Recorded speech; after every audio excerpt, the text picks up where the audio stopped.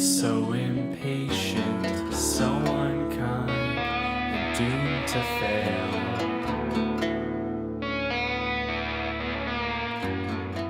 Nowhere Blues started in the summer after I graduated high school. For all of high school in the summer, I went to this like community service type camp, and there was a lot of downtime, so I did a lot of songwriting then.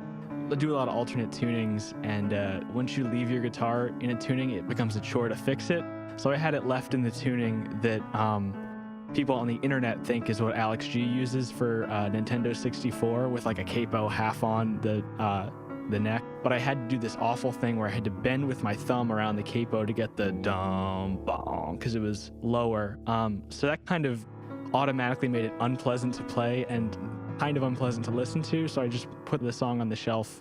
This past summer of 2018, for whatever reason, in the middle of summer, was like, I'm gonna make an EP because I haven't done that in a while, and I feel like I probably have some ideas. I started with no real songs, and I finished with 3 songs, and they would get done piece by piece. So I would have a chord progression of some sort, and I would record that, and I would deliberately leave it open-ended. So I would do like 32 bars of the same thing over and over again so that I could tack on different song sections when I had those ideas later on, which you can sort of hear in this mix of Nowhere Blues when the ending just kind of goes on the B section for a while. It was also a fun way of keeping it not super stressful, just taking one idea and running with that as long as I could. I still had the B section with the capo that I was trying to figure out, so I was like, well, I have this, it's a harmony arch top from the late 50s.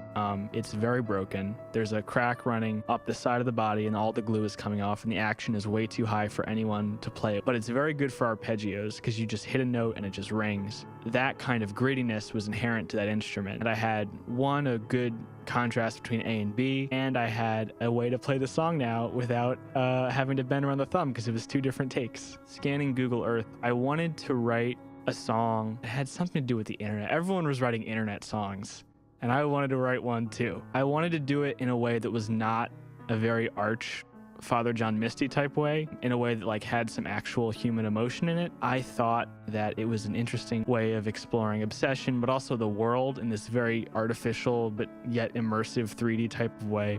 It has lots of weird implications on the role of late-stage capitalism and how it invades our lives, but also the services that it provides. And it was just a way for this narrator, who is utterly isolated from their significant other by class, it was a way for them to try in the best way they can to connect with where they're coming from, and just being like, oh, well, you didn't grow up with all the things I had. Here's a bunch of, listicles saying what fun things we can do in New York, which are just like giant advertisements. And then the last 3 lines of each one, so impatient, so unkind, doomed to fail, are just the inverses of like the 4th line of the Beatitudes, which is love is patient, love is kind, love never fails. So flipping that on its head was a lot of fun. It was important to me to have that narrator just be not only doomed, but like doomed by ignorance. I am first and foremost a fiction writer these days. I don't really write a lot of songs anymore, and when I do write songs, I am just so uninterested in my own experience that I can't imagine anyone else being terribly interested. Scanning Google Earth for the house where you grew up. Scanning Google Earth for the house where you grew up.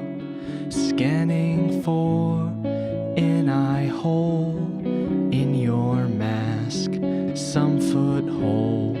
So impatient, so unkind, and doomed to fail.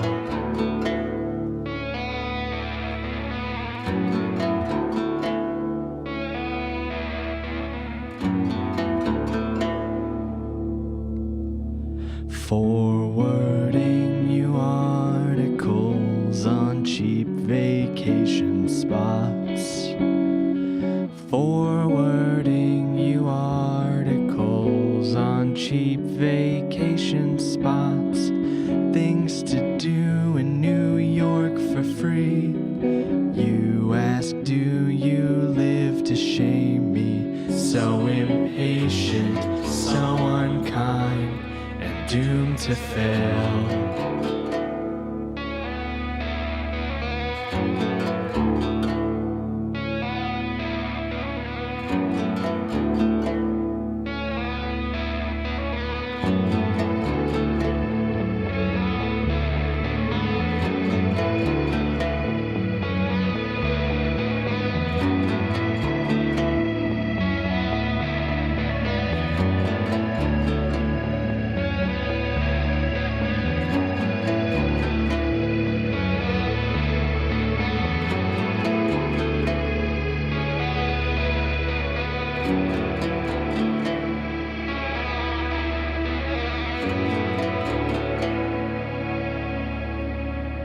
Crying over deadbeats who left you high and dry. Crying over deadbeats who left you high and dry. And I ask why you still care. You say this is going nowhere. So impatient, so unkind, doomed to fail.